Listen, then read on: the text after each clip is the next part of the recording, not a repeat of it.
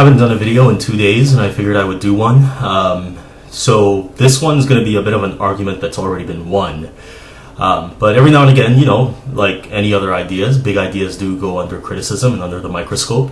So it deserves some attention because, certain people, tend to, even through something that's, proven, and I'm saying proven with a trembling voice because I don't think that there are many scholars, let's say, that are way, way beyond me that have their beefs with some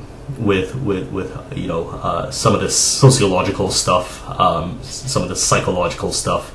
I know that science can be more and more specific in terms of what it targets, and it can usually, there are some sciences that are, in layman's terms and how I understand it, is based on cold hard fact, whereas some sciences like social sciences might be more of a fuzzy kind of predictive model, what has happened in the past, etc., etc. So it doesn't come off as cold hard facts as some other sciences like astrology or biology or quantum mechanics, if you can include quantum mechanics and physics in general, as having concrete sort of evidence.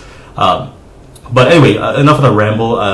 This is about narratives and basically the way they affect the behavior of people.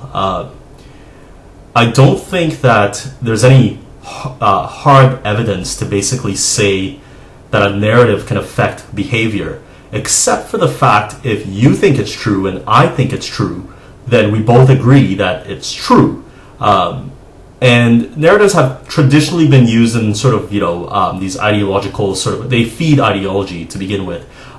In fact, they're probably the children of ideology, if not ideology itself sometimes. You think about, the story of Jesus Christ or the Prophet Muhammad or Buddha. These ideologies come with a heavy blanket of, not blanket, but you get what we'll use blanket. They come with a heavy blanket of narrative structure. Good guys, bad guys, ways to achieve enlightenment, the journey there, things like that. And, of course they affect behavior. You see it all the time. That's what essentially religion is. That's why people behave the way they do and why they say the things they say and how they justify some of their actions as well. It's not totally divorced from political campaigns. I mean, you could think of Justin Trudeau as sort of the celebrity rock star type prime minister. I mean, it may not be the best example of a narrative, but I mean, it does call into play that narrative of the celebrity rock star type, archetype. So, I'm not giving great examples, but then we are talking about sociology. I know people like Noam Chomsky who don't necessarily agree with people like Zizek.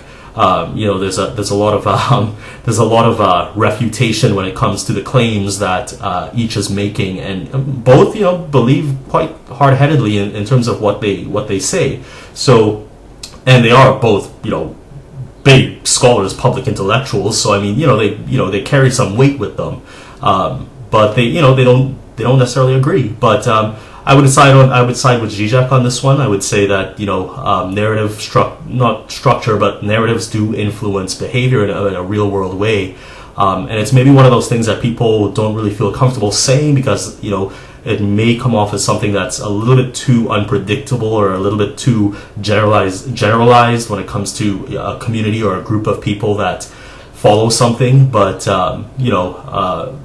but they still do affect behavior. I mean, that's why these groupings exist, right? That's why religions exist, and you have devotees and followers to varying degrees, but, the narratives are there, and I think intersubjectively you could agree that, these people have a commonality when it comes to following narrative structures and storylines, etc. But I don't mean to simplify it, but again, I'm kind of coming, at it from a new media degree, so without saying that narratives have no factual basis, I think it's a very intersubjective thing. So that's where my mind is today. It's sweltering outside, so I'm just kind of downtrodden. But you know, that's my attempt at sort of justifying narratives in terms of the way they affect behavior. So that's it. Okay, bye.